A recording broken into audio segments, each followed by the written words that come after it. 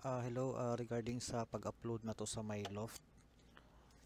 'Di ba once ma-upload na to ang PDF file kay 'di ba ato ang magid na siyang i-update permente man ta naga-update sa mga PDF files. So 'di ba mausab ang link ato. Mausab ang link sa tuang file mismo. So inganion lang di ay siya ma'am search. Ah, First ko sa nato ang link ani nga file ha. Then save na to sa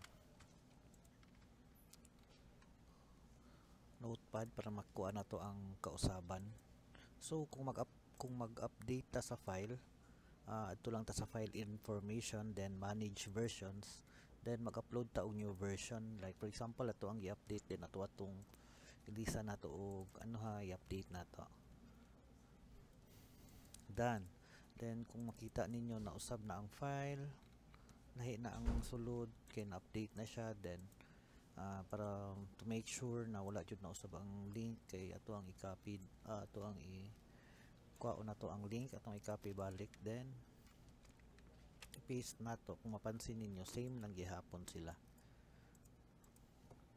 So ingatuon lang kung mag-update ta sa file, manage versions, then upload new version. Alright.